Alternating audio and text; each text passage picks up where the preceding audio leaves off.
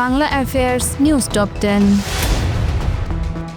আমরা আর পরনির্ভরশীল হতে চাই না বলে উল্লেখ করেছেন প্রধান উপদেষ্টা ডক্টর মোহাম্মদ ইউনূস। তিনি বলেন, আমাদেরকে স্বনির্ভর হতে হবে এবং যত দ্রুত সম্ভব এলডিসি থেকে বের হওয়ার দিকে মনোযোগ দিতে হবে।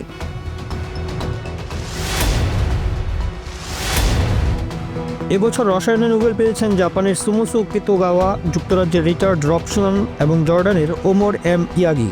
ধাতু, জৈব ও কাঠামো উদ্ভাবনের জন্য যৌথভাবে এ পুরস্কার পেয়েছেন 3 বিজ্ঞানী। আয়নাগরে গুমের অভিযোগে মানবতাবিরোধী অপরাধের মামলায় সাবেক প্রধানমন্ত্রী শেখ হাসিনা সহ 13 জনের বিরুদ্ধে আনুষ্ঠানিক অভিযোগ দাখিল করেছে প্রসিকিউশন। মামলার অন্যতম আসামি মেজর জেনারেল অবসরপ্রাপ্ত তারিক সিদ্দিক।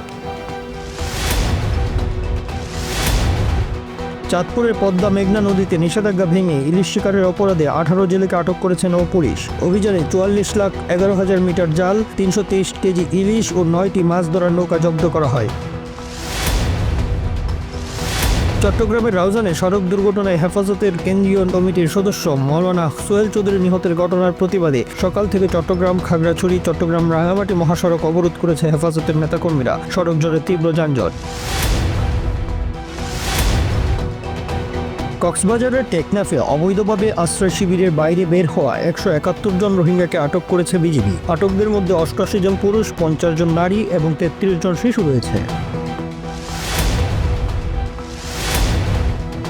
গাজা অভিমুখী কনসেশন নৌযান থেকে ইসরায়েলি বাহিনীর হাতে আটক হয়েছেন ড্রিকের ব্যবস্থাপনা পরিচালক ও আলোকচিত্রী শহীদুল আলম। আজ সকালে এক ভিডিও বার্তায় তিনি দাবি করেছেন তাকে অপহরণ করেছে ইসরায়েলি বাহিনী।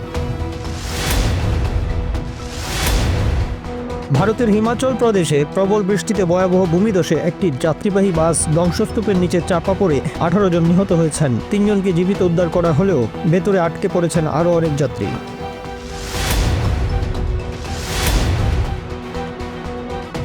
গাজায় যুদ্ধবিরতি নিয়ে যুক্তরাষ্ট্রের প্রেসিডেন্ট ডোনাল্ড ট্রাম্পের 20 দফা শান্তি পরিকল্পনার আলোচনায় ইসরায়েলের যুদ্ধ বন্ধ ও পূর্ণ সৈন্য প্রত্যাহারের নিশ্চয়তা চায় হামাস।